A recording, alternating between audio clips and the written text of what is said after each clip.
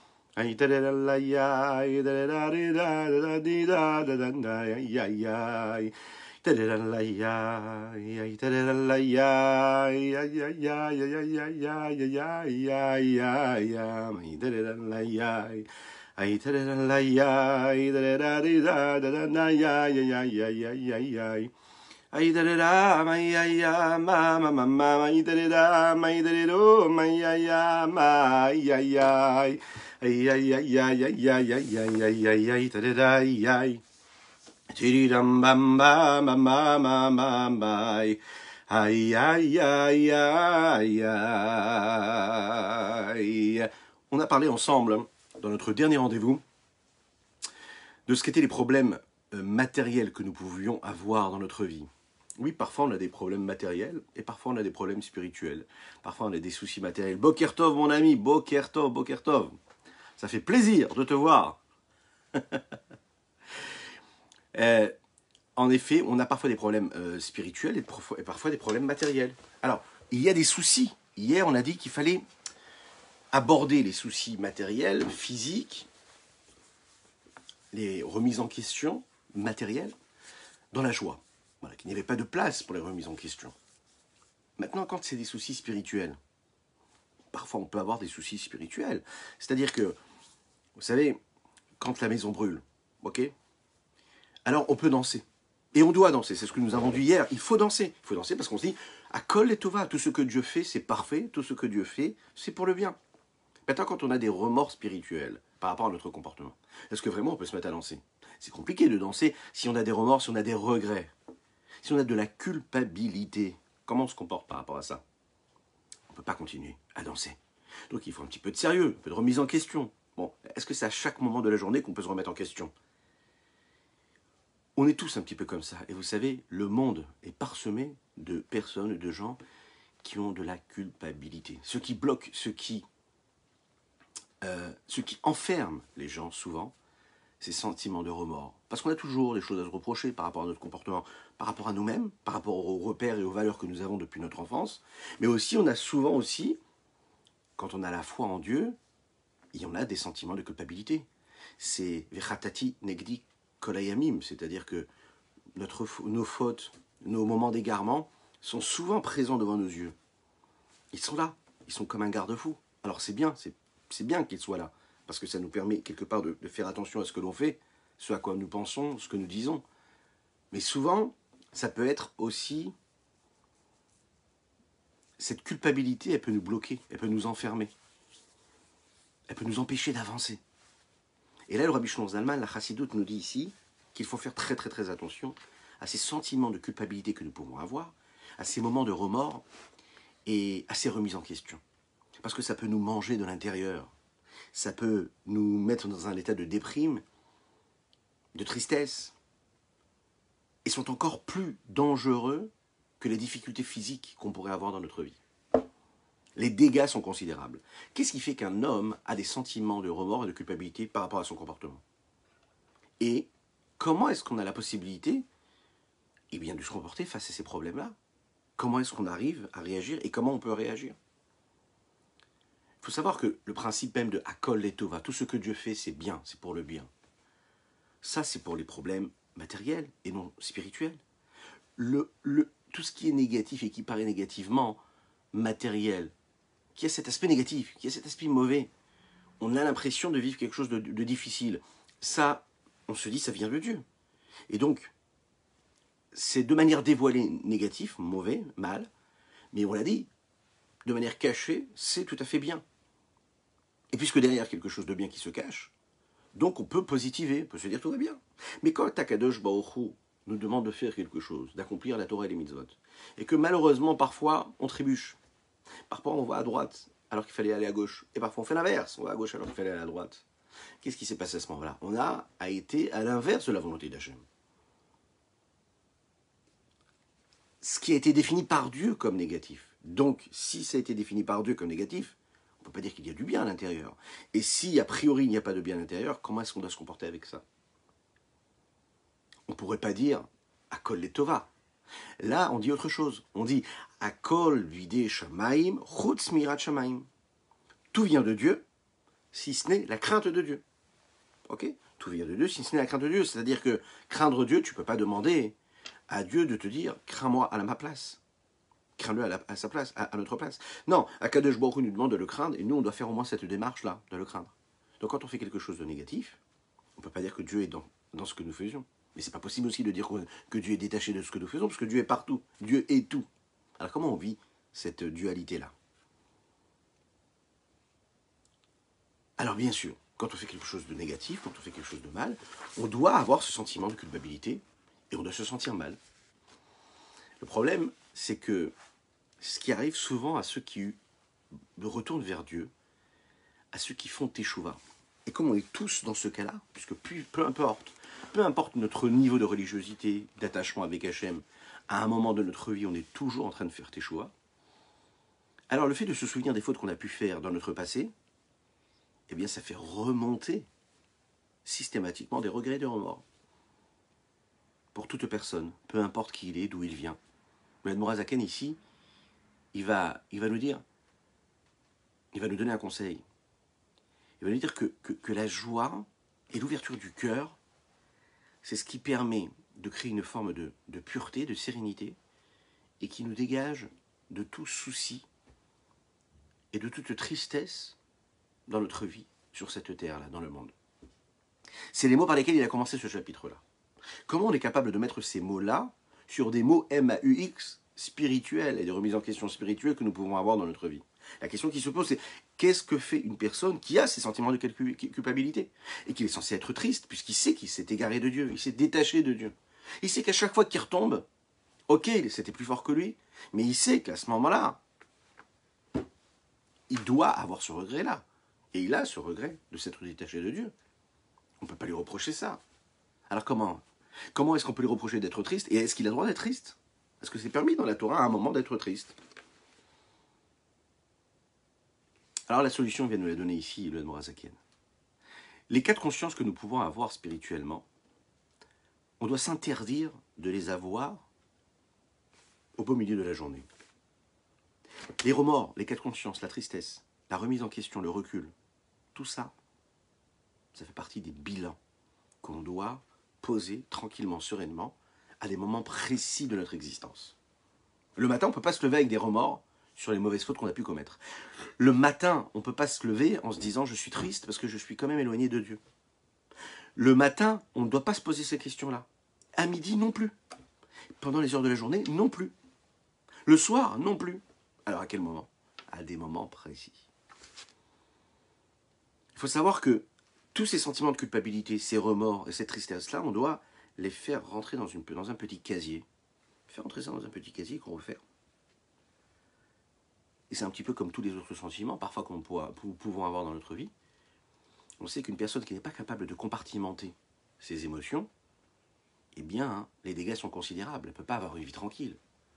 Si au moment où tu es censé être concentré dans ce que tu es en train de faire, tu es en train de travailler, tu es en train de prier, tu es en train de faire une action, et tu te mets à penser au crédit que tu dois payer, ou tu te mets à penser au problème d'éducation que tu as pour tes enfants, il y a un problème. Tu dois apprendre à compartimenter. Et on le sait, pour être en bonne santé, pour être productif, pour être proactif, pour construire, pour bâtir, on est obligé de compartimenter, de se dire, voilà, ça c'est un temps précis que je vais réserver à ça. Et ça, c'est un temps que je vais réserver à ça. La personne qui est capable de compartimenter et de mettre des petits casiers dans sa vie, dans son emploi du temps, dans sa vie en général, mais dans sa vie concrète, c'est-à-dire dans les moments de sa journée, pas seulement de faire des listes, hein, c'est-à-dire quelque chose qu'on intègre en nous, qu'on est capable à chaque fois d'envoyer les émotions qui viennent en nous, les remises en question intellectuelles ou même émotionnelles, on les range dans des casiers. Et bien, ça nous permet de nous dégager et de nous permettre de se mettre à la tâche à 100%. Ce qu'on est en train de faire, on le fait à 100%. Bien sûr que les remises en question que nous avons, elles sont justifiables. D'accord? Elles sont excusables. En effet, si on a fauté, on a fait une avéra, il faut qu'on fasse tchouva. Et pour faire tchouva, il faut avoir des regrets. J'ai des regrets sur ce que j'ai fait, j'ai une prise de conscience et je prends des décisions pour le futur. Mais c'est pas n'importe quoi. C'est pas à n'importe quel moment. C'est pas à n'importe quel moment. Alors tu vas me dire, ouais, mais je comprends pas, t'as fait une faute il y a 10 minutes et tu dois danser maintenant. Tu dois être joyeux, tu dois faire comme si de rien n'était. Ah oui, en effet. C'est ce que l'Admorazaken ici va nous dire. C'est pas le moment maintenant. Là maintenant tu danses. Et ensuite, il y a un moment précis où tu vas t'asseoir pour te poser des questions et te remettre en question. Une personne qui sent par exemple une pression, un stress, une tension, il peut faire en sorte de décider que cette pression, cette tension-là, s'il apprend à respirer comme il faut, il peut la mettre de côté. Il sait que ce n'est pas le moment. Il sait que s'il se laisse aller par cette émotion qui s'empare de lui, il peut se perdre complètement. Un homme qui rentre du travail, une maman qui rentre du travail et qui arrive à la maison et qui est confrontée à un foyer, à des enfants qui rentrent de l'école, à un mari qui rentre du travail, un mari qui accueille son épouse et qui n'est pas capable de mettre de côté ce qu'elle est en train de vivre, ses soucis du travail, ses soucis personnels, psychologiques, intellectuels, enfin peu importe, sa remise en question par rapport à son comportement face à Dieu. À ce moment précis, elle passe complètement à côté. Parce que là, ce qu'on te demande, c'est juste d'être présent, d'être souriant avec tes enfants. Juste d'être présent, de regarder ton épouse dans les yeux ou de regarder ton mari dans les yeux et puis d'être avec lui à ce moment précis ou avec tes enfants à ce moment précis. On ne te demande pas de te dire est-ce que tu as bien étudié la Torah aujourd'hui, ou est-ce que tu as bien fait les mitzvot aujourd'hui, est-ce que tu as bien prié, ou est-ce que tu as regardé ce qu'il fallait ou pas. C'est pas du tout le moment. Il y a des moments précis pour ça. Et celui qui se laisse avoir et qui se dit ah mais non, c'est parce que je suis quelqu'un de juste, moi je veux faire tes chouvas, je suis pas tranquille, j'ai mal agi, il est à côté. Mais c'est ce qui se passe aussi pour tous les sentiments, pas seulement des sentiments spirituels, de manquement spirituel. On peut aussi avoir, par rapport à notre trait de caractère, à nos vertus, à nos émotions. Quand par exemple une personne se met en colère, parce que quelque chose de négatif, il a vécu quelque chose de négatif, il a vécu une forme de frustration, voilà. Et il sait que s'il se laisse aller à ce sentiment-là, il n'arrivera pas à faire ce qu'il a à faire, il n'arrivera pas à travailler. Il est capable, l'homme est capable de se dire, ok, j'y pense pas, maintenant c'est pas le moment. Maintenant je suis là, pourquoi ? Pour prier, ou pour travailler, ou pour faire ce que j'ai à faire. Je ne vais pas commencer à penser à ça, sinon je sais que ça va me faire tomber dans une noirceur, chas shalom, et qui va me paralyser. Donc qu'est-ce que je fais? Je n'y pense pas. Je compartimente. Je mets de côté. Tu étais en colère, tu as été capable de mettre ça de côté. Oui, ça nous arrive. Quand on réussit à passer cette étape-là, il y a un moment où on va réfléchir à ce qui nous a mis en colère, et on va essayer de trouver des solutions pour combattre cette colère qui s'est emparée de nous. C'est pareil, c'est ce qui se passe également avec les sentiments de remords, les sentiments de culpabilité que nous pouvons avoir. Il faut savoir que ces sentiments de culpabilité qui s'emparent de nous, c'est comme cette colère que nous pouvons avoir et nous pouvons ressentir à un moment de notre journée. On doit se dire, voilà, je vais prendre ce sentiment et je vais le mettre, je vais le poser et je vais prendre dans mon agenda, je vais choisir une date dans mon agenda. Je vais choisir un horaire dans cette journée-là, et je vais décider qu'à ce moment précis, je me pose, admettons, une fois par semaine, et pendant laquelle je vais faire le bilan sur tous les domaines de mon existence, où est-ce qu'il y a eu des manquements, où est-ce que je pourrais rectifier quelque chose. C'est un petit peu comme, vous savez, quand on décide, par exemple, on a un projet, et que pour réaliser ce projet, il faut rencontrer telle ou telle personne. D'accord? Fixer un rendez-vous pour pouvoir discuter avec telle ou telle personne, pour mettre au point et faire avancer le projet. Ça ne suffit pas d'avoir une idée, parce qu'une idée, quand elle vient, si on n'est pas capable de la matérialiser concrètement, elle s'en va. Ou bien on la remet au lendemain, et puis elle s'en va, elle s'évapore. Elle revient quelques semaines après, quelques mois, ou quelques années après. Et on n'a rien gagné. Celui qui est productif, c'est celui qui va se dire, ok, l'idée, elle est venue, j'ai plus ou moins, globalement, ce que je veux faire, ce que je veux développer, je l'imagine. Je vais prendre des rendez-vous avec les personnes qui vont me permettre d'aller et d'avancer dans ce sens-là. Il va se poser et il va choisir un jour, choisir un horaire, choisir un lieu. Il va matérialiser ça concrètement. C'est là où il va être constructif. Quand est-ce qu'on sait que ces sentiments-là de remords et de culpabilité sont négatifs? C'est quand elles sont comme ces projets-là qu'on met de côté. Quand on les a mis de côté, en fait, ils disparaissent. C'est venu, ça repart. Quand est-ce que ces projets-là vont se réaliser? En tout cas, quand est-ce qu'on va, on va leur donner une chance de se réaliser à un moment? C'est quand on se dit, je fixe un moment. J'ai besoin de rencontrer quelqu'un de ma famille. Il y a des mois, des années qui passent, je ne l'ai pas vu, je ne l'ai jamais appelé, je ne l'appelle pas. Je me dis, ah, il faut absolument que je l'appelle. Si je prends mon téléphone, je prends mon crayon, mon agenda, et je note, je me dis, il faut que je rencontre cette personne-là, mais pas juste il faut, je décide de l'horaire et du jour au moment où il faut que je l'appelle, à ce moment-là, je me suis bloqué, je me suis fixé à un moment, je me dis, voilà, cette personne de la famille, je ne peux pas laisser les jours, les semaines et les mois passer sans lui parler, il faut que je l'appelle, je note, il faut que je l'appelle et je vais l'appeler. Je me fixe quelque chose, je me fixe cet objectif. Sinon, ça s'évapore. Le problème, c'est que ça s'évapore, et de la même manière que ça ne va pas se construire, mais ce sentiment de remords et de culpabilité que j'ai eu à n'importe quel moment de la journée de ma vie, c'est venu, ça fait des dégâts sur place, et ça s'en va, c'est même pas productif, parce que je ne vais même pas rectifier le tir. Juste, ça fait un dégât et ça s'en va. Il y a un moment pour tout. Je vais faire un bilan, je vais penser, je vais parler des choses positives ou négatives que j'ai pu commettre, je vais regretter ce que j'ai pu commettre, accomplir, et puis je vais me dire, qu'est-ce qu'il faut que je fasse? Est-ce qu'il faut que j'étudie telle ou telle loi? J'avais un rave, au Prachem, que Dieu lui donne une bonne santé, qui avait l'habitude toujours, quand on avait des questions à lui poser, il disait toujours, c'est-à-dire qu'il nous regardait, questions spirituelles, de comportement, il disait, il écoutait, il coupait pas la parole. Et ensuite il disait, va prendre un livre de Shulchan Aruch, prends tel livre de Shulchan Aruch, puis va prendre tel Gemara, vas-y, ouvre cette page. Voilà, le sujet que tu es en train d'aborder ici, tu regardes ici, là, dans la table des matières, tu as le chapitre qui parle de ton sujet. Ok? Étudie, et reviens me voir au bout d'une demi-heure. Et tu me diras ce que tu en penses, tu verras que la réponse, tu la trouves toi-même. En fait, tout est dans la Torah. Le fait de poser, de faire descendre les problématiques, de les matérialiser, de leur donner une forme concrète, pas juste comme ça des mots, mais concrètement, d'aller prendre un livre et de regarder ce que la halakha dit sur cette question-là. De prendre un livre et de voir ce que tel ou tel tzaddik nous dit sur tel ou tel sujet. Eh bien, ça me permet, au moment précis déjà, de mettre de côté ce sentiment de culpabilité, de tristesse qui s'empare de moi, de compartimenter. Non seulement je ne le laisse pas m'envahir, mais je suis aussi en train d'être productif parce que je vais permettre à ce sentiment-là de revenir à un moment précis, et je vais pouvoir m'atteler à cette tâche-là, savoir pourquoi est-ce que j'ai eu cette culpabilité, pourquoi est-ce que j'ai eu ce sentiment de tristesse, pourquoi est-ce que j'ai eu cette remise en question, parce que j'ai agi comme il fallait pas, et pourquoi j'ai agi comme il fallait pas. Ah, parce que j'ai pas fait ce que je devais faire. Qu'est-ce que j'étais censé faire? J'étais censé faire ça, j'ai fait complètement l'inverse. Ah ok, pourquoi est-ce que j'ai fait complètement l'inverse? Ah, parce que je me suis laissé aller. Et pourquoi je me suis laissé aller? Parce que c'est mon cœur, c'est mes sentiments qui ont pris le pouvoir. Ok, et pourquoi?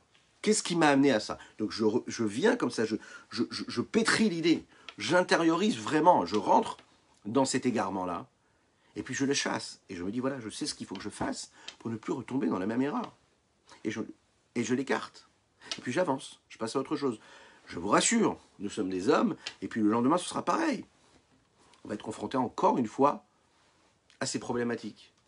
Mais à chaque fois, je vais trouver la solution pour mettre ça dans un petit tiroir que je vais ouvrir au moment précis. Il dit comme ça, Yvdo et Hachem Bessimcha, il faut servir Dieu dans la joie.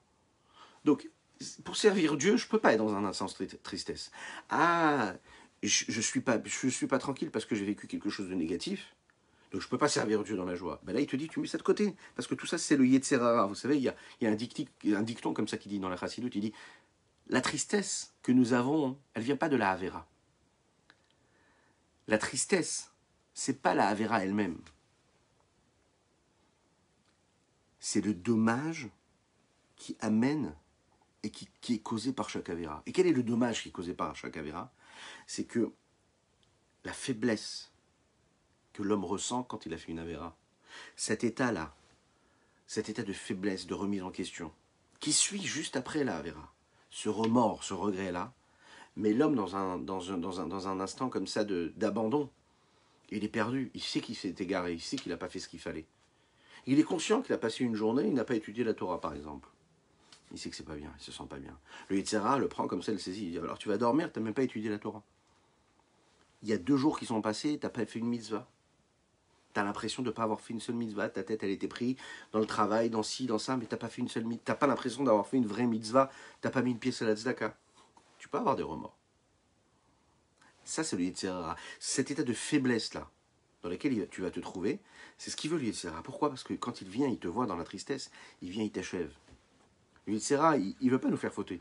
Le Yetzirah, il veut qu'on soit triste d'avoir fauté. Et c'est là où il nous achève. Donc quand un homme il faute, le Tanya nous dit ici, tout de suite tu fais quelque chose de positif. Et après tu te remettras en question. La preuve, faites le test chez vous à la maison, vous allez voir. Enfin, ne fautez pas. Mais essayez de vous imaginer, quand vous faites une Avera, quels sont les sentiments que vous avez juste après. Quand on fait une Avera, quand on fait quelque chose de négatif, qu'est-ce qu'on a envie de faire juste après? Est-ce qu'on a envie? Est-ce que le Yetzirah, notre mauvais penchant, est-ce qu'il nous dit, allez, va faire une mitzvah, ou il nous dit, allez, fais encore une Avera? Hein? Vous pouvez répondre dans les commentaires, et puis vous pouvez liker, vous pouvez commenter, puis vous pouvez partager. Enfin, c'est pas vous pouvez, vous devez, c'est important. Comment est-ce qu'on réagit face à cette situation? En général, la seule action qui suit celle qui était négative, c'est une action négative aussi. Mais comment ça se fait que tu recommences alors que tu as des remords? Comment ça se fait que juste après avoir fait quelque chose de négatif, et que cette tristesse qui vient, cette remise en question, tu vas encore faire quelque chose de négatif? Parce que le Yetzirah t'a mis dans un état de faiblesse, et ce qui l'intéresse, lui, c'est pas la Avera, c'est la deuxième Avera que tu vas faire après la première. C'est pas cette Avera même, c'est l'état émotionnel, psychologique dans lequel tu vas te trouver, et là, il va pouvoir t'achever. C'est la raison pour laquelle la Chassidoute nous dit, quand tu as fait une Avera, il veut être Hachem Bessimcha. Tu as fait une Avera, c'est compartimenté. Il y a les Averot, il y a les mitzvot. Tu as fait quelque chose de négatif, tu le laisses dans le négatif. Tu es triste pour cette Avera, tu mets cette tristesse de côté. Tu rouvriras le casier à un moment, là où tu feras ton bilan, et là tu feras tes chouvas. Mais maintenant, il veut être Hachem Bessimcha, encore une fois, il faut servir Dieu dans la joie. On appelle ça Esser Hadat. Esser Hadat, ça veut dire mettre de côté. Pas penser à ça. Le fait de ne pas y penser, c'est comme ça que tu pourrais être tranquille. Regardez dans les mots ce que le Admoral Zaken dans Rabbi Zalman de l'Iyadi nous dit. Achazout, la tristesse. Mimile des Shmaya. Ce qui vient à cause de tous les problèmes que nous pouvons avoir spirituellement. Comment est-ce qu'on réagit par rapport à ça? Alors on va voir ce que l'Admoral Zaken nous dit ici dans les mots. Tsarich lachit et tsot benafshu lipater mimena. il faut faire tout ce qu'il est dans notre pouvoir pour s'en dégager. Ein Tzarich Lomar Bishat Avoda, il est bien sûr clair et net qu'au moment où on est dans le service de Dieu, on est dans un moment d'effort. Par exemple, on est en train de faire la tefila. Et pendant cette tefila, alors il y a deux solutions pour la tefila. Ou on pense à tous les projets qu'on aimerait avoir, souvent c'est ce qui se passe, tout ce qu'on pourrait faire, matériellement, malheureusement, on ne pense pas aux mots qu'on est en train de dire. Et souvent, ce qui se passe pendant la tefila aussi, c'est qu'on pourrait avoir des moments où on est là, on réfléchit à quoi? À toutes les avérotes qu'on a pu commettre. Le Yetzer Hara, il vient, et tu dis, comment est-ce que tu peux prier devant Dieu? Comment est-ce que tu peux accomplir une mitzvah? Voilà comment tu t'es comporté. La avodat Hashem, servir Dieu, ça doit se faire avec un cœur qui est en allégresse, un cœur qui est bon, qui est tranquille, qui est serein, et surtout avec de la joie. C'est jamais le moment, quand on est en train de travailler, de servir Dieu, de faire quelque chose de positif, de faire une mitzvah, d'étudier la Torah, de faire la tefila. C'est pas le moment pour le souci, c'est pas le moment pour les tracas. Et la filou mishuba, la sakim derech eretz. Encore plus que cela. Une personne qui travaille, qui a un commerce, ok, et qui a besoin de se concentrer quand elle travaille. Vous l'imaginez bien. Et quand elle se concentre, qu'est-ce qui se passe? À un moment précis, elle est en train de travailler, elle se dit voilà, ça va bien, Baruch Hashem, mes affaires marchent bien. Et là, lui vient comme ça des remords, des remises en question. Elle se dit waouh, je suis pas bien, la vérité. Baruch Hashem, mes affaires elles marchent bien, mais je prie pas assez. J'étudie pas la Torah, je fais pas assez de mitzvot. Et puis ça se passe pas bien à la maison. Et puis il y a pas de paix dans mon foyer. Et puis ça se passe mal avec les enfants à l'école, ils apprennent pas, ils se comportent pas comme il faut. Et puis j'y arrive pas. Tous ces sentiments de remords, de remise en question, tous ces regrets-là, tout cet examen de conscience, c'est à mettre de côté. C'est pas le moment. Là, maintenant, tu es en train de travailler. Tu es en train de travailler. Ne t'occupe rien. Ne t'occupe de rien d'autre. Tu es en train de marcher dans la rue. Tu es en train de faire les courses. C'est pas le moment pour te remettre en question.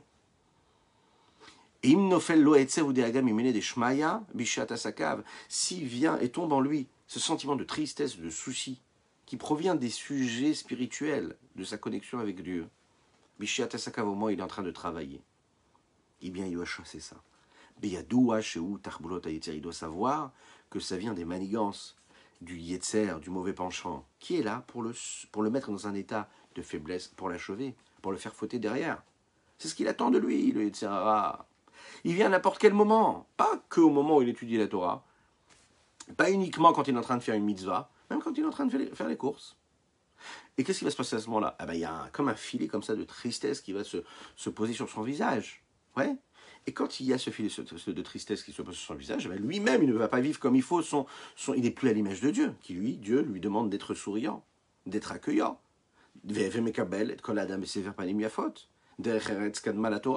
Tu dois accueillir chaque personne qui se présente à toi, comment? Avec le sourire. En ayant une figure d'allégresse, joyeuse, heureuse. Alors, la personne que vous voyez qui n'a pas cette tête-là d'allégresse et de sourire, c'est pas parce qu'elle est une shenfa, c'est pas parce qu'elle vous aime pas. C'est souvent qu'est-ce qui se passe? C'est souvent elle n'a pas tout ce qu'il faut dans la vie, elle n'est pas heureuse à 100%. Ça nous arrive à tous. Ouais, il y a toutes les raisons du monde pour être triste parfois. Malheureusement, parce qu'on se laisse avoir, parce qu'on se laisse avoir par toutes ces frustrations, parce qu'on ne fait pas ce que le Tanya nous a dit hier d'ailleurs. Donc, il y a ce filet de tristesse et de sérieux qui s'empare de notre visage. Cet état émotionnel dans lequel nous vivons. Souvent, parce que tout ne va pas comme on aimerait que ça aille. Ça demande un effort. C'est la raison pour laquelle, dans les Pirkei Avot, dans les Maximes de nos pères, on nous dit « Veve mekabel et kol adam sever panim yafot ». Sois toujours dans cette forme de posture-là, qu'il n'y en ait pas une, parce que c'est du vécu. Tu dois ressentir de la joie en toi. Tu dois toujours être dans cette joie-là, pour accueillir chaque personne que tu croises avec la joie. Le fait de se dire que je dois toujours avoir cette figure accueillante, ça me met dans une situation où moi-même, je mets de côté les soucis, je mets de côté les peines et les tracas, je mets de côté les remises en question, les frustrations, je mets tout ça de côté. Peu importe si elles sont justifiées ou pas, hein, je mets de côté pour le moment. Après, j'analyserai ce qui était positif ou pas. Après, j'analyserai, je me dirai, ça c'était Yetzer Hara. S'il m'a mis dans cet état de tristesse, c'est pourquoi? Parce que j'étais quoi? Frustré. Pourquoi j'ai été frustré? Parce que je suis jaloux. Parce que j'ai pas ce qu'il faut. Alors, pourquoi? Parce que j'aimerais que ça se passe comme ça, mais est-ce que je suis conscient du miracle que je vis, Baruch Hashem? Est-ce que je suis conscient du miracle d'être en bonne santé, d'avoir ce qu'il faut, d'avoir le minimum, d'avoir ce que Dieu peut me donner, que tout se passe bien? Est-ce que je me concentre sur le positif? Voilà, ça c'est des moments où on va réfléchir, on va se dire, mais attends, Mais cette frustration que j'ai eue cette journée là, qui est passée, ce moment-là de détresse ou de tristesse ou de remise en question que j'ai eu, est-ce qu'il était justifié? Là, dans le bilan, quand on le fait sereinement à un moment précis, on est capable d'avoir la froideur d'esprit de se dire mais j'ai été complètement à côté de la plaque, il n'y avait aucune raison que je sois triste. C'est ça qu'il nous dit ici le Morazaka. Il nous dit, à ce moment-là, sache que c'est l'Yetzirah qui te saisit à ce moment-là. Pourquoi? La tristesse, qui a priori, elle vient du côté de la sainteté, parce que tu es triste, pourquoi? Parce que tu n'as pas commis ce qu'il fallait de manière saine, tu n'as pas compris la volonté d'Hachem. Il faut savoir en réalité à ce moment-là qu'elle est là, elle vient des forces de l'impureté. Toi, tu penses que tu es triste parce que tu n'as pas fait ce qu'il fallait, tu n'as pas fait une bonne mitzvah ou bien tu as fait une avéra. Sache qu'au moment où tu es triste, ça ne vient pas du côté positif, ça ne vient pas de la sainteté, ça vient du côté de la touma, des forces de l'impureté. Quand le Yitzhara réussit à faire entrer de la tristesse en toi, sache que la seule chose qui l'intéresse, c'est de te mettre dans un état où tu vas être encore une fois sa proie, et qui va réussir à te saisir, et que tu vas tomber dans une ta'ava, tu vas aller vers un plaisir matériel, tu vas encore te laisser aller dans ta vie. C'est un paradoxe, parce que quand un homme souffre, quand un homme se remet en question par rapport à une faute qu'il a pu commettre, ouais, il ne devrait pas faire quelque chose de négatif. Mais ce qui se passe, on le sait, comme on le disait, on se regarde juste dans un miroir. On verra que quand on a fait une avéra et qu'on est dans un état de tristesse parce qu'on a fait une avéra, qu'est-ce qui se passe? On rentre dans une forme de tristesse et de déprime. On se dit, mais comment j'ai pu tomber si bas? Mais c'est vraiment, je suis un moins que rien. Et comme je suis dans un moins que rien, je vais être ramené à quoi? Au lieu de réparer ma faute, à faire encore une fois. Parce que je me sens faible, je me dis, ben, à quoi bon? Et puis, de toutes les manières, je suis pas bien, je suis nul, je vois rien du tout. Ah, je vais faire encore une faute. Bah, de toute façon, allez, une de plus. Ça, c'est l'Yetzirah. Shim Loken, le Admorazak nous dit, parce que si c'est pas vraiment le Yetzirah, parce qu'il dit comme ça, il nous le prouve. Si c'est pas le Yetzirah, d'où elle vient cette tristesse? Au moment où il est censé aimer Dieu, au moment où il est censé craindre Dieu, en plein milieu de son travail. C'est-à-dire qu'il est en train de travailler, il est dans un rendez-vous d'affaires. Ok? Il est devant son ordinateur en train de travailler, en train de développer son projet. Et quel rapport maintenant tu penses à ça? Pourquoi? T'es tellement un sadique que tu peux pas supporter être en train de travailler, en train de coder ton site internet. Juste maintenant, tu es en train de te dire, oh, j'ai pas bien étudié la Torah aujourd'hui. Mais quel rapport? Quel rapport? Maintenant, tu as envie d'aimer Dieu, maintenant, tu as envie de craindre Dieu. Pourquoi ça vient maintenant? C'est bizarre quand même. Ça, c'est le Yetzirah. Parce que la source de cette tristesse véritable, oui, a priori, quand elle est vraiment l'amour d'Hachem, quand elle est vraiment la crainte de Dieu, ça vient pas à ce moment-là précis. D'où ça vient quand il est en train de travailler? D'où ça vient? Ça vient du Yetzirah qui veut le faire tomber encore plus.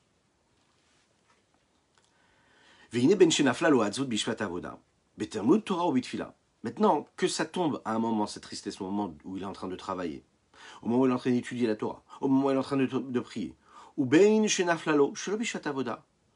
que cette pensée négative vienne et survienne, hein, et elle le surprenne dans un moment, voilà, il est en train de faire son sport, ou bien il est en train de faire une course, Zot Yassim El Libo.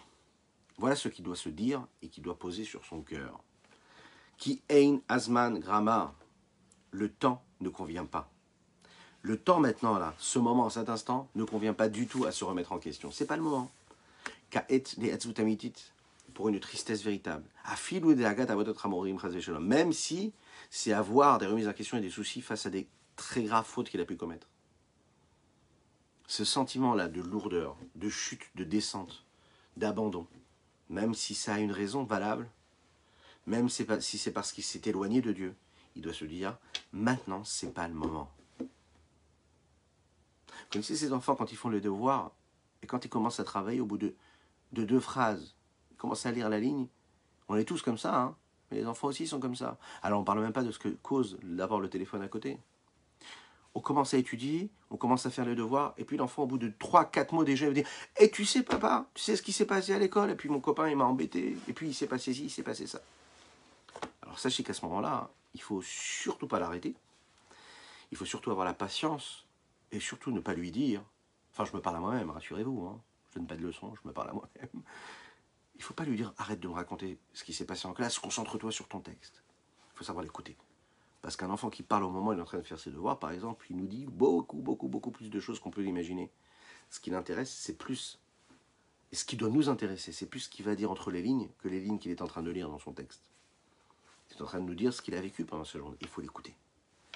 Mais une fois qu'on l'a écouté, il faut savoir que c'est pas un hasard si ça vient au moment où il est en train de travailler. Et c'est ce qui nous arrive aussi à nous. Quand on est en plein effort, bizarrement, c'est à ce moment-là que les remises en question, elles viennent. C'est pas le moment pour ça. Il y a un moment pour parler de ce qui se passe, il y a un moment pour se poser des questions sur ce que nous faisons, sur nos projets, et il y a un moment pour travailler sur ces projets. C'est pas le moment. Rak lazot, l'homme doit fixer un temps. C'est pas que tu dois mettre de côté et te dire bon allez c'est bon, j'ai fait une faute grave, allez j'y pense pas, je la mets de côté, allez, elle disparaît de ma tête. Non, ça ne doit pas disparaître. Tu dois compartimenter. Parce que si tu la fais passer complètement aux oubliettes et tu dis oh, bah, il faut pas que j'y pense parce que je suis censé servir Dieu dans la joie, donc je mets la faute de côté. Ben, qu'est-ce qui va se passer à ce moment-là? Ben, tu as enlevé l'importance qu'avait cette faute-là. Tu l'as enlevé son importance, sa gravité. Et ça, c'est pas du tout ce qu'il faut faire. Oui, quelque chose de grave, c'est quelque chose de grave. Vous savez, la personne qui décide, par exemple, de se remettre en question à n'importe quel moment, elle ressemble à cette personne-là qui est en train de développer un business. Elle a eu le premier client qui est rentré dans la journée, dans la boutique. Elle a vendu son premier objet. Et puis, elle se met déjà à faire les comptes. Savoir combien elle a vendu, combien elle a gagné. C'est pas le moment. C'est pas le moment. Il y a un moment pour faire des bilans et il y a un moment pour faire autre chose. C'est pas à n'importe quel moment qu'on doit faire, le bilan. À la fin du mois, à la fin de la journée, tu regardes ce que tu as vendu, ce que tu n'as pas vendu. Et même celui qui se décide de faire ce bilan tous les jours à la fin, en fermant la boutique, de se dire combien j'ai vraiment gagné, combien ça m'a vraiment coûté, combien la facture du téléphone m'a coûté, combien l'électricité m'a coûté. Ah lui, il est perdu. Il est perdu parce que c'est pas le moment. Attends la fin du mois, attends la fin de l'année pour faire un bilan. Parce que si tu regardes ce qui s'est passé aujourd'hui, bien sûr que tu n'arriveras pas, à vraiment à être conscient de savoir ce que ça pourra produire à long terme. Bien sûr que c'est pas évident ça. On l'imagine bien. Maintenant, qu'est-ce que je peux faire? Qu'est-ce que je peux faire pour contrer et combattre ça? Eh bien, je me dis qu'aujourd'hui j'ai travaillé, aujourd'hui j'ai vendu ça ou ça ou ça ou ça. Aujourd'hui j'ai fait ça ou ça ou ça ou ça. Je mets ça de côté et puis je verrai ce qui va se passer un petit peu plus tard. Je ferai le bilan tranquillement et je verrai combien j'ai gagné ou pas. Il faut fixer un temps pour ça. Et les temps qu'on doit fixer, chez Atakosher Beishuvadat, ça doit être quand j'ai une forme de tranquillité d'esprit. Il ne faut pas à chaque fois, de manière monotone, se dire je suis mauvais, je suis un pécheur, je suis un fauteur, je me suis égaré, je n'ai pas fait ce qu'il fallait. Non, écoutez bien là ce que la Noirzakan nous donne comme technique. Tu n'as pas envie de retomber encore une fois dans la même erreur. Ne te dis pas, dans un moment de tranquillité, ne te dis pas je suis encore un rachat et que tu pleures sur tes fautes. C'est pas ça que tu dois faire.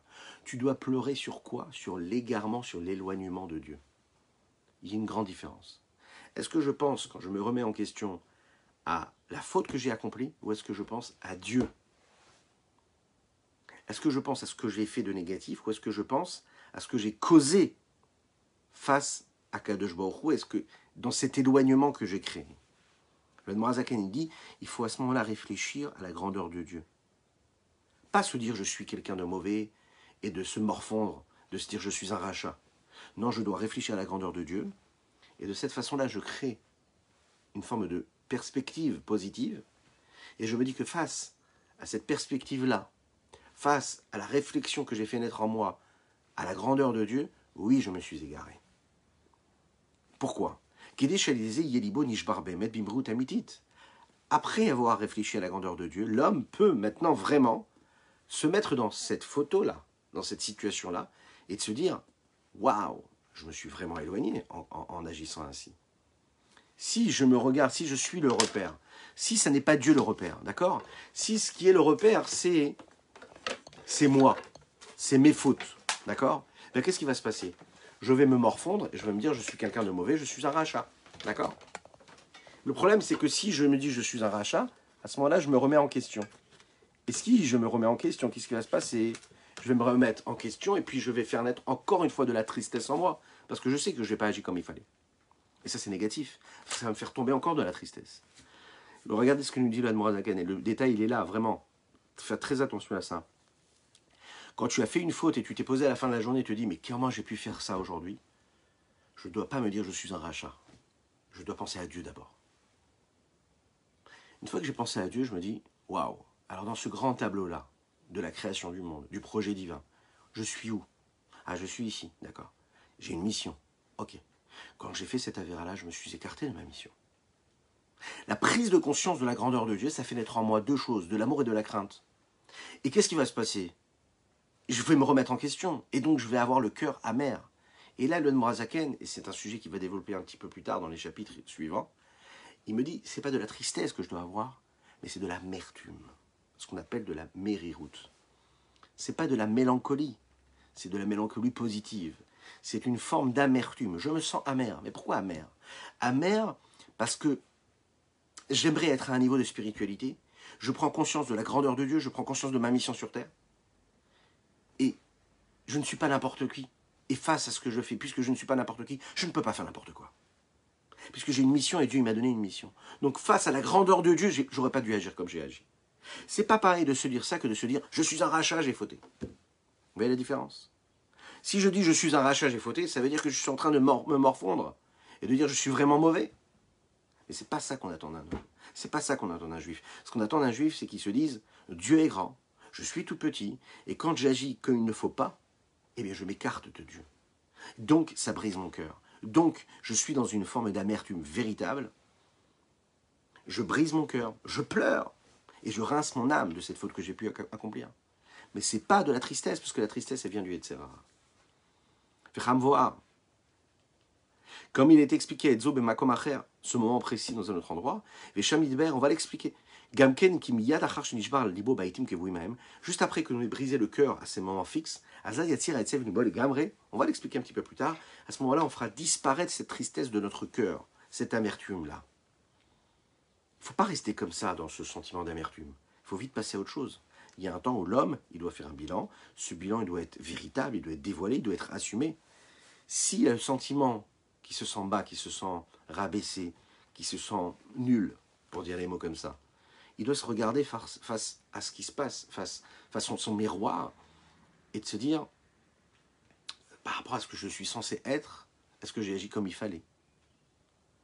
Ça ne doit pas être, par exemple, quelque chose d'ancré en moi, et d'être continuellement dans cette remise en question-là, et une amertume qui m'accompagne à chaque fois, dans toute ma vie, dans tout ce que je fais, en me morfondant, en me disant mais je suis pas bien, et puis j'ai agi mal, et puis je suis mauvais, et puis j'ai un sentiment en moi, par exemple, j'ai une tentation en moi qui est là, elle me lâche pas, et puis je suis mauvais. De toute façon, je suis un manque rien, de toute façon, je suis nul.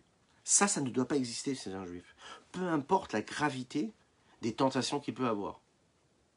Il doit, au lieu de penser à sa petitesse, penser à la grandeur de Dieu. Penser à la tâche qu'il a à accomplir sur terre. Penser à la grandeur de sa mission. Viyamin emuna shlema. Il doit avoir la foi, une grande foi, véritable. Il faut savoir que le mouvement, l'élan dans lequel il doit être, ça doit être un mouvement nouveau, régénéré. Se dire qu'Hachem, bien sûr, il a la foi en Dieu, que Dieu lui a pardonné ses fautes. Dieu ne le laisse pas comme ça à l'abandon. Dieu lui pardonne ses fautes. Et plus son cœur sera brisé profondément, pas de tristesse, mais d'amertume face à cet éloignement, plus cette réparation-là, elle sera plus parfaite. Et plus Dieu lui pardonnera, puisqu'il aura fait appel à de l'authenticité, à une forme d'intégrité, à une forme d'innocence, mais aussi de vérité. Et de ce point-là de foi véritable, intrinsèque, essentiel que nous avons chacune et chacun d'entre nous, cette foi, cette émouna qu'Akadosh Baruch Hu, il nous aime comme un père aime ses enfants, de cette foi-là, de ce point de foi, alors qu'est-ce qui se passe? Il y a une forme de pureté qui se réveille. Cette pureté-là, elle va inonder l'amertume et les remises en question que nous pouvons avoir face aux fautes et aux égarements qu'on a pu commettre. Cette foi-là, elle est plus forte que tout. C'est celle qui nous accompagne dans les moments les plus difficiles. C'est elle qui va me donner une nouvelle énergie pour faire ce que j'ai à faire. C'est celle qui me permet de croire que c'est Dieu qui m'a pardonné. Et pourquoi? Parce que je suis conscient qu'Akadosh Baruch Hu, à ce moment-là, qu'est-ce qu'il attend de moi? Que j'agisse, que je fasse, que je sois productif, que je sois proactif. Et c'est ce que nous appelons ici la joie véritable qui vient après la tristesse. Vous vous rappelez, on a parlé de ça, Bechol Etzev Yemotar, que dans toute tristesse, il y a un avantage, il y a un atout. C'est cet atout-là, c'est cet avantage qu'il y a. Quand on a fait ce bilan, quand on a jaugé, quand on a jugé nos actes, ok, et on a vu clairement que, à des moments précis, pas à n'importe quel moment, à des moments précis de bilan, on s'est remis en question. On a révélé en nous la prise de conscience de l'éloignement que nous avions par rapport à Dieu. Le fait déjà de faire le bilan, c'est ce qui nous permet d'être conscients de notre cas à nous. Ok ? Le fait de faire le bilan, le fait de faire les comptes, c'est ce qui me permet ensuite de générer l'action qui va me permettre d'évoluer. Comme n'importe quel patron de société, chef de projet, on a besoin d'avoir une perspective à long terme. On a besoin d'avoir une visibilité de ce que nous avons comme objectif, ce qu'on a pu faire pour atteindre cet objectif-là. Qu'est-ce qui a fait que nous n'avions pas pu atteindre l'objectif que nous nous étions fixé, et qu'est-ce que nous devons faire maintenant pour aboutir. La personne qui se dit, mais on n'a pas du tout assuré les ventes aujourd'hui, ça s'est très très très mal passé, et qui se dit, ok, on ferme la boutique, on verra demain comment ça va se passer, elle fera encore pire le lendemain. Par contre, la personne qui se dit, ok, on fait le bilan, on n'a pas fait du tout ce qu'on devait faire, les objectifs n'ont pas été atteints, il va chercher les problèmes, il va chercher des solutions, et le lendemain, il va rebooster son équipe. Oui, à la fin de la journée, il va dire, mais toi tu as mal vendu, toi tu as mal parlé, toi tu as mal fait, toi tu as mal fait. Peut-être. Mais ce qui est sûr et certain, c'est que tu ne peux pas rester dans cet état d'esprit-là. Tout de suite, tu dois te lever et tu diras à ton équipe, on y va, on se prend par la main, on se réveille, et demain, on va tout gagner, quoi. On va réussir. On va faire tout ce qu'on peut. D'accord ? Donc c'est le sentiment que nous devons avoir tous les jours de notre vie. On doit toujours être dans cette sensation-là de se dire, qu'est-ce que je peux faire de plus pour réussir ? Pas d'être dans ce sentiment-là de tristesse, d'abandon, de remise en question qui me bloque. Un jour, Reuven Dounin, c'est un très très grand chaliard du Rabbi, qui était très proche du Rabbi aux États-Unis. Il le rencontre, quand il a commencé, quand il s'est rapproché de la Torah, il est parti voir le Rabbi de Lubavitch. Et il lui a dit, il est parti raconter au Rabbi tout ce qu'il avait fait de négatif, toute la vérote qu'il avait pu commettre. Et il s'est mis à pleurer devant le Rabbi. Quand il s'est calmé, il a demandé au Rabbi, qu'est-ce que je peux faire pour réparer toutes les fautes que j'ai pu commettre ? Le Rabbi l'a regardé comme ça, il lui a dit d'abord, première chose, tu dois accomplir la Torah et les mitzvot dans la joie et l'allégresse. Besimcha ou tous les veuves. Ensuite, on discutera de qu'est-ce que tu dois faire pour réparer tes fautes. Des dizaines d'années après, écoutez bien ça, des dizaines d'années après qu'il ait fait ce travail-là, qu'il ait accompli la Torah et les mitzvot dans la joie, en mettant de côté toutes les erreurs qu'il avait pu commettre dans sa vie, là le Rabbi lui a donné, et lui a dit qu'est-ce qu'il fallait qu'il fasse pour avancer, pour réussir à réparer ses fautes. Vous imaginez un petit peu ?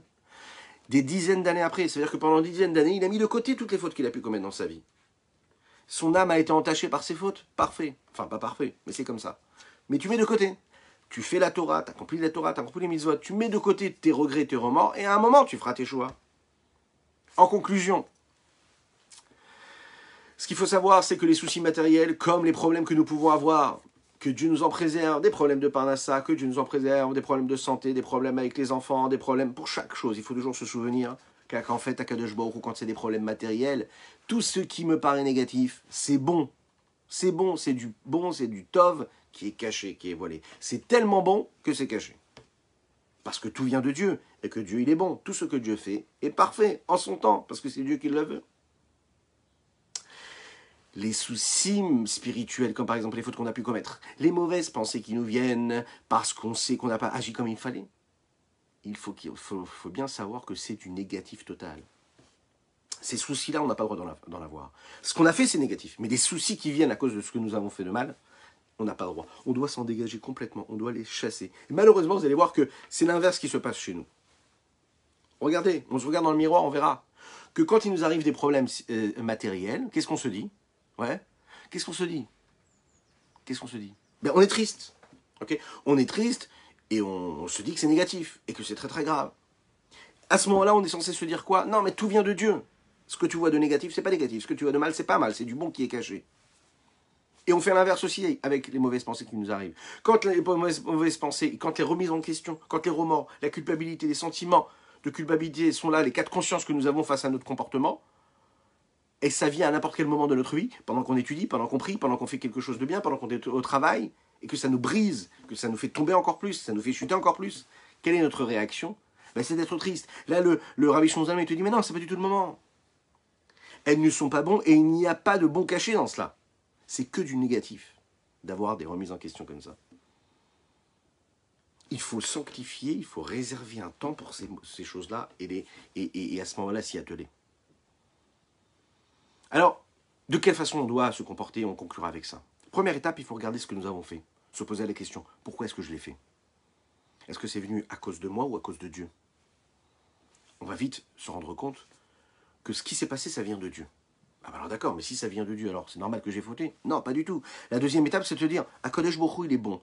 Donc je dois me rappeler qu'Akadosh Baruch Hu, il m'aime, et la seule chose qu'il veut, c'est mon bien. Alors qu'est-ce qui s'est passé? Qu'est-ce qui m'a emmené à cette situation-là? Ah, parce que j'ai baissé ma garde à ce moment-là. Ah, parce que je me suis laissé avoir par mes sentiments, par mes émotions, par mes traits de caractère. Ok, très bien. Alors je vais travailler ce trait de caractère-là. Troisième étape, être dans la joie. La joie, c'est-à-dire que petit à petit, en réfléchissant à Dieu, en prenant conscience de sa grandeur, eh bien, je vais libérer tous mes sentiments de culpabilité. Tout ce qu'il y a de négatif en moi, je le fais partir. Toute forme de tristesse, de colère, de remise en question et de forme d'abandon, je le mets de côté et je retrouve cette joie-là. Et je laisse cette joie éclater dans mon cœur, dans mon âme, mais aussi sur mon visage. Il faut toujours savoir que tout ce qui se passe là-haut, tout ce qui se passe en bas, tout ce qui se passe entre en haut et en bas, tout ça, ça vient d'Hachem. Tout ce qui me paraît bon, c'est Dieu. Tout ce que ne me paraît pas bon, c'est Dieu. Et quand c'est Dieu, eh ben c'est bon. Donc ce que nous allons nous souhaiter aujourd'hui, c'est qu'on puisse voir que du bon, matériellement ou spirituellement, que tout se passe comme il faut. Je vous rappelle que Akadosh Baruch Hu nous aime, peu importe ce que nous faisons. La seule chose, c'est qu'on est dans un job, on est en train de travailler, on doit faire des efforts. Il y a un moment pour chaque chose. La seule chose, lui, qui veut, c'est qu'on accomplisse et qu'on fasse, qu'on soit actif, juste avancer et dans la joie la plus totale. Que Dieu vous bénisse et qu'il vous protège, qu'il vous offre une existence sereine, joyeuse, belle, sainte, saine et pure. Et que nous puissions nous retrouver, Be'ezrat Hashem, pour notre prochain rendez-vous, à Yerushalayim reconstruite avec le Beth Amikdash, les Kohanim, les Lévim, le Mashiach et tous nos êtres chers. Que Dieu vous bénisse, excellente journée, n'oubliez pas de liker, de commenter et de partager. Chazak pour votre présence et pour votre fidélité, que Dieu vous bénisse. Tzama tzama tzama tzama lecha nafshi kama kama kama kama kama lecha besari tzama tzama tzama tzama lecha nafshi kama kama kama kama kama lecha besari tadadai tadadai tadadai tadadai tadadai ya ya ma ya ya ya ya ya ya tadadai tadadai tadadai Une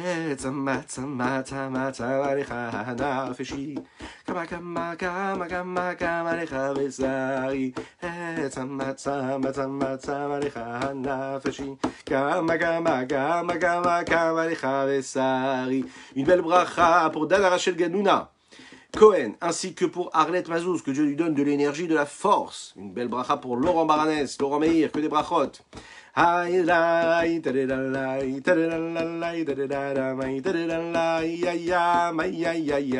Bonne journée à toutes et à tous. Et avec une pensée aussi des Nishmat, Sima Batester Golda, Bezrat Hashem demain, c'est Shloshim.